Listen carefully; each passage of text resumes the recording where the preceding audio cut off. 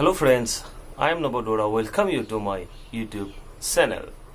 Friends, in the previous video, we have discussed about the basic point of spoken English which are very essential for us. And I have told about the tenses and the uses of have and has, in which purpose we use tense and use have and has while we speak to a person and while we communicate to any other person around us. So friends, আজি মই লৈ আহিছো অন্য এটা topic যেটো আমাৰ বাবে খুবেই প্ৰয়োজনীয়। আজি মই লৈ আহিছো তিনটা পইণ্ট, যি তিনটা পইণ্টৰ থ্ৰুৰেদি আপুনি আপোনাৰ ইংলিশ কোৱাত বা কোনোবা এজনৰ লগত কমিউনিকেশ্যন কৰিবলৈ আপোনাৰ বহুত সহজ হ'ব, যি কেইটা আমাৰ সদায় দ্যাট মিন্স ডেইলি লাইফত ইউজ হৈ আহিছে। সো ফ্ৰেণ্ডছ, সেই পইণ্ট কেইটা জনাটো আমাৰ খুবেই প্ৰয়োজনীয় বা আপুনিও হয়তো তাক ইউজ কৰি আহিছে কিন্তু তাৰ বিষয়ে হয়তো নাজানিবও পাৰে। গতিকে বন্ধুসকল, without wasting time, let's gate start to the point. Friends, আপোনালোকে যদি মোৰ চেনেলটো ছাবস্ক্ৰাইব কৰা নাই, তলত থকা ৰঙা ছাবস্ক্ৰাইব বুটামটো টিপি ছাবস্ক্ৰাইব কৰি ল'ব আৰু কাষতে থকা যিটো বেল বুটামটো দবাবলৈ নাপাহৰিব। বেল বুটামটো দবালে আপোনালোকে মোৰ ভিডিঅ'ৰ নটিফিকেশ্যনবোৰ সবতকৈ প্ৰথমে পাব। সো ফ্ৰেণ্ডছ, আহক এতিয়া ভিডিঅ'টো আৰম্ভ কৰোঁ। আৰু যদি ভিডিঅ'টো ভাল পায় প্লিজ লাইক কৰিব, শ্বেয়াৰ কৰিব আৰু কমেণ্ট কৰি দিব। আমি দৈনন্দিন জীৱনত কিছুমান ৱৰ্ড ইউজ কৰি আহোঁ যিখিনি আমি একজেক্ট ইউজ কৰোঁ কিন্তু তাৰ কিছুমান কথা, তাৰ ভিতৰুৱা কিছুমান কথা আমি নাজানো। So' we have to know' about that point. For example, মই আজি তিনিটা ৱৰ্ড লৈ আহিছোঁ, তিনিটা ৱৰ্ডৰ ইউজ আৰু এক্সাম্পল দিম। So' first one is any. Where we use any, in which kind of sentence we use any.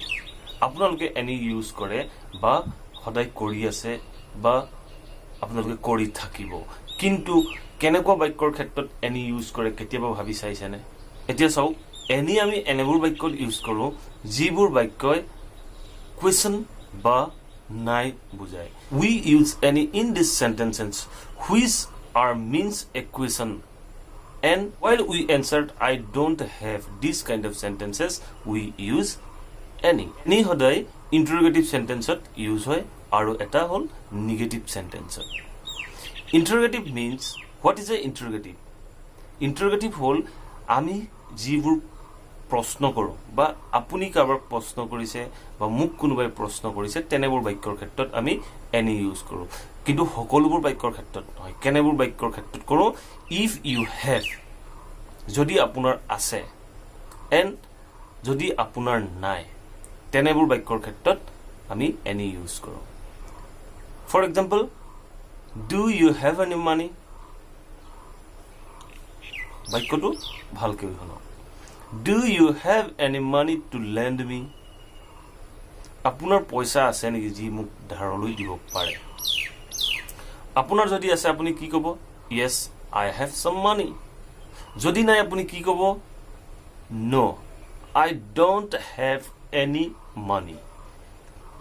মই এটা কুৱেশ্যন কৰিলোঁ, এটা এনচাৰ দিলোঁ, বা এনিৰ ইউজটো আপোনালোকে চাই লওক। Do you have any money? Any money? No I don't have any money.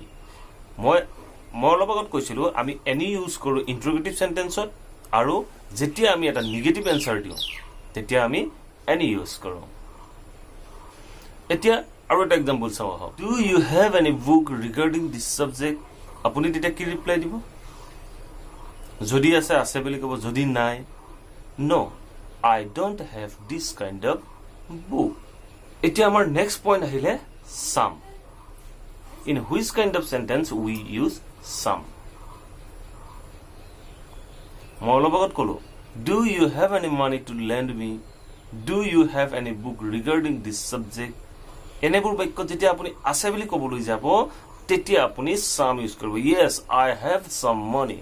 Yes, I have some book regarding this subject. আৰু কিছুমান আপোনাৰ ইণ্টাৰগেটিভ বাক্যটো সাম ইউজ হয়, যেনেকৈ মই অলপ আগত এনি ইউজ কৰিলোঁ ইণ্টাৰগেটিভ বাক্যত, এতিয়া আমি তেনেদৰে সামো ইউজ কৰিব পাৰোঁ। কিন্তু এটা কথা মনত ৰাখিব, যেতিয়া আমি some ইউজ কৰি এটা সেন্টেন্স কম বা লিখিম তেতিয়া আমাৰ কোৱেশ্চন টু ষ্টাৰ্ট হ'ব এটা অক্সিলাৰি verb Can you lend me some money? Can you lend me some money?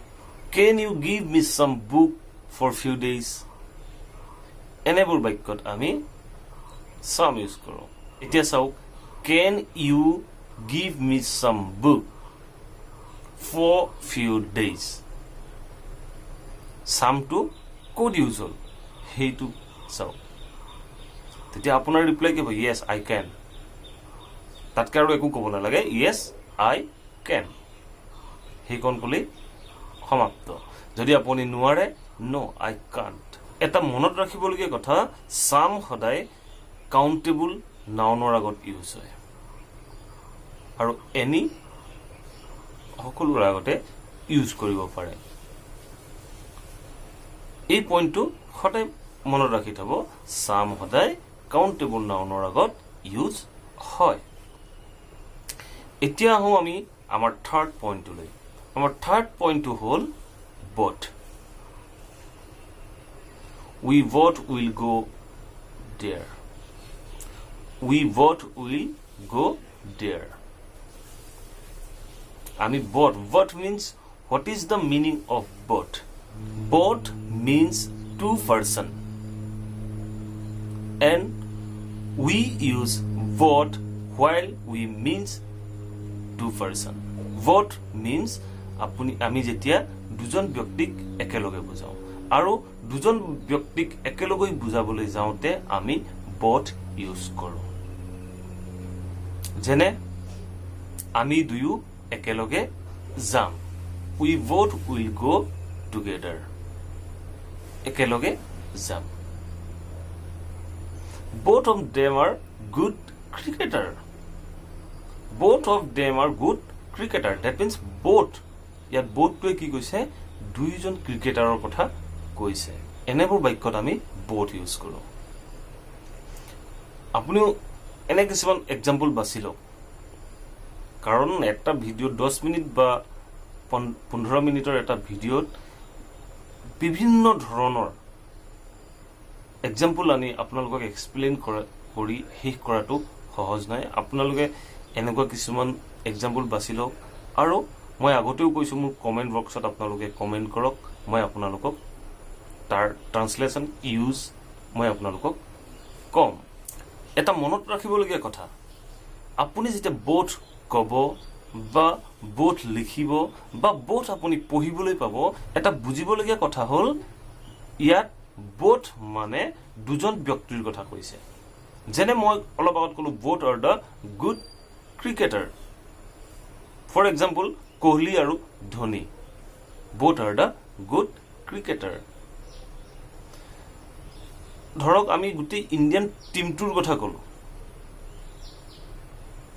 তেতিয়া আপুনি both ইউজ কৰিব পাৰিব জানো নোৱাৰে all are the good cricketer তেতিয়া আমি all ইউজ কৰিম বা they all are good cricketer আমি তেনে ধৰণে বাক্যবিলাক কম এতিয়া মোৰ ক'বলগীয়া ইমানখিনি আছিল আজিৰ কাৰণে আৰু নেক্সট ভিডিওটোত মই অন্য এটা ইম্পৰ্টেন্ট পইণ্ট লৈ আহিম যেটো আপোনালোকৰ স্পোকেন ইংলিশ হওক বা আপোনালোকৰ ৰাইটিং ইংলিশ হওক আপোনালোকক বহুত হেল্প কৰিব যদি আপোনালোকে ভিডিওটো ভাল পালে প্লিজ লাইক কৰিব শেয়াৰ কৰিব আৰু কমেন্ট কৰিবলৈ নাপাহৰিব যদি চেনেলটো এতিয়াও সাবস্ক্ৰাইব কৰা নাই প্লিজ সাবস্ক্ৰাইব কৰি ৰাখিব আৰু কাষত থকা বেল বুটামটো দবাবলৈ নাপাহৰিব Thank you for watching the video.